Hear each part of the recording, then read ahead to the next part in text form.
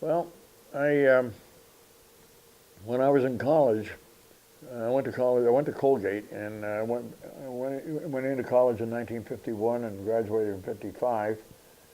In those years, everybody had to be in the service at one time or another. The military draft was in effect. So I chose when I was in college, the first 2 years, we were all required to be in a Air Force ROTC, which I didn't. It was okay, but when after 2 years you could get out, and I did. But when it came time to graduate, I knew I had to go in the service, and I chose to go in the Marine Corps, primarily because of the challenge it faced, that it posed. I didn't know whether I could do it or not, and I wanted to see. So we spent 3 years in London, and as a couple of young kids, lived in London. My youngest daughter was born there, so she had dual citizenship for a while. The two of us got to drive all over Europe. We took leave and drove all over Europe and had a great time. Went into Berlin and the whole thing. We went into Berlin before the Berlin Wall was up. But the thing that stuck with me most in my 21 years in the Marines was my service in Vietnam. And it was a very difficult time for me because my wife had cancer at the time, and she eventually passed away from cancer. And so being separated from her was difficult for both of us because the cancer didn't go away, I did. But it was important. We felt when we went into Vietnam initially, at least I did, that we were doing the right thing. And I still think that we were doing the best we could. I think I've since found in reading, I've read extensively on the subject, that our political leaders led us down a garden path on that one. But my personal experience in Vietnam was I faced death, and on one occasion, and that made quite a impression on me. I can remember very clearly, and it wasn't a North Vietnamese soldier or even a member of the Viet Cong. It was one of our own. And this kid came in, and he had been in the field, and he came in and he was having an interview with the chaplain, and he snapped, and he tried to stab the chaplain. And so the chaplain came to me, and by the time I got out to where the kid was, he was in the middle of a road, and there were kids on both Marines on both sides of the road trying to figure out what this guy was doing. He had a rifle that he was going to kill everybody. You know, so I don't know if you've ever seen one of these old Western movies where it's a fast gun and the guys facing each other, one facing the other. I was in this road and I was walking toward him, and I said, "Hey, so-and-so, you're going to have to give me that rifle." And he says, "You take another step, Major, and I'm going to shoot you." And I said, "Well, I have to take another step. I have to come and get that rifle from you." And he loaded the rifle and pointed at me, and I took the step before.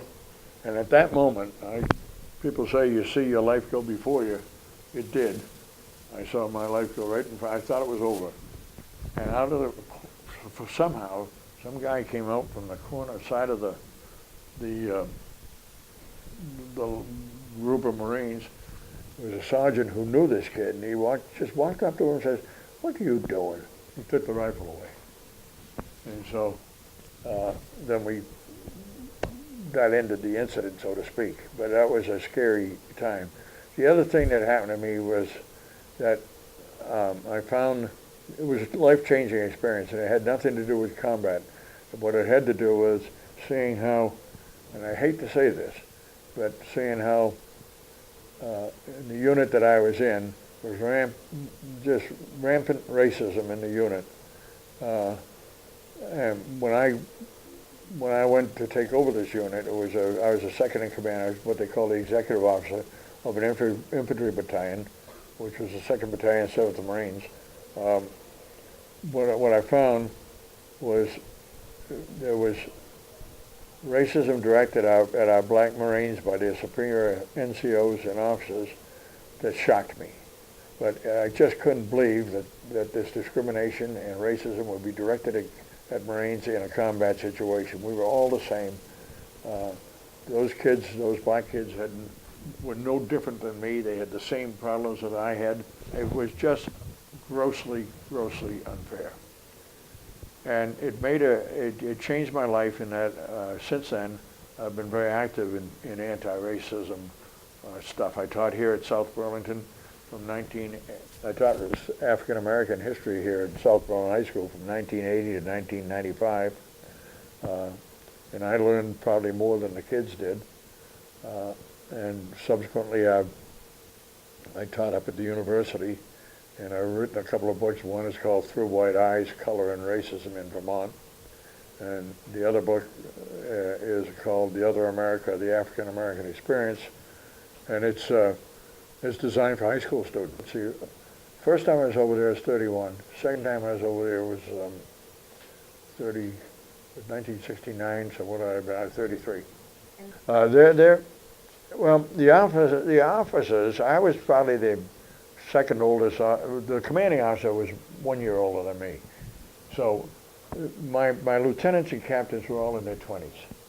And most of the enlisted men, the younger enlisted men, were in their late teens and early 20s. With all the games that I see, and on the apps that everybody's using, war appears to be a game, and it's not.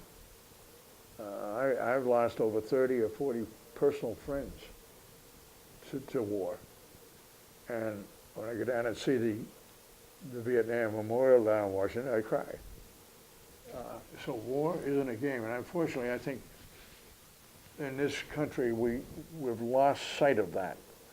And after World War II, so many people have been in the military and had experienced war, both at home and abroad, that wasn't a problem. But now, it's a real problem in the country because no one seems to understand. It seems like if you want to impose your will, you just go to war.